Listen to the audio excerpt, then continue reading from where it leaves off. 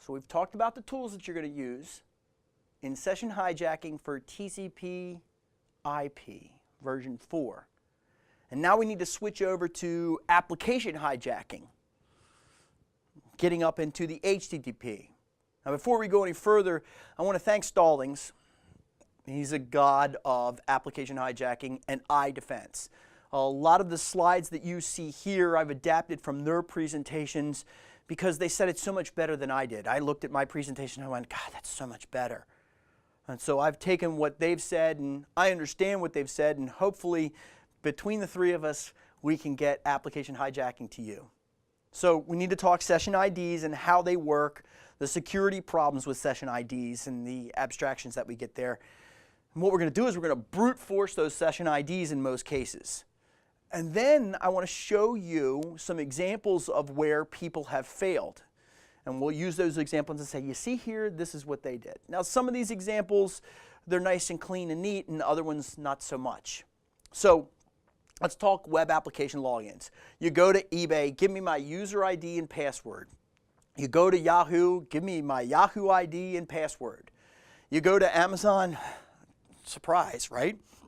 So in traditional brute forcing, what we do is we put in some user account and then key in a password. Has anybody seen what they've been doing lately with a lot of these web interfaces? They don't want to shut you out and lock out your account. What do to you? They slow you down. They put in the squiggly, slanty letters, the CAPTCHA, right? And so they say 3 bad login attempts, come back later, or 3 bad login attempts, we're going to make you do more work because you might be an automated bot. Why don't we allow somebody to do their authentication, get that out of the way, and then just take over their authentication? How can we do this with an application? Well, we have to understand the fact that there's no state to HTTP. And the authentication tool that we use in HTTP is a fiction of authentication, because HTTP is stateless. So it says from one to the next, there is no conversation going on. We have to artificially create that somehow. So how often does the user authenticate? Keying in username and password is at the beginning of the session, and that's it. But that's not really what the authentication is. What happens is the application is actually creating a token that represents our authentication. So we're going to maintain the state with a shared string, a token, or a secret that the user doesn't have to key in every single time, because that would be a pain in the butt. So what we do is we take the authentication data, username and password, and exchange it for a session ID. If you can figure out what that session ID is, if it is predictable in any way, shape, or form, you win. That's the trick.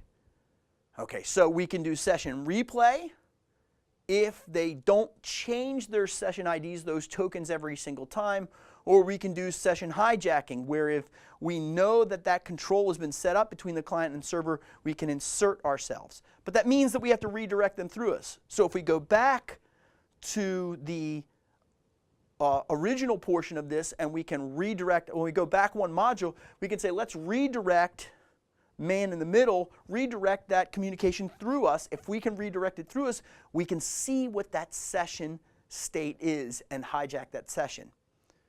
Now the rule is that session IDs should be just as secure as username and passwords, and you're going to see some examples of it's not. The authentication data is sensitive and should be protected as such, and it's not. Session IDs and authentication credentials are equal. Now, if you don't believe me, look at the RFC 2964.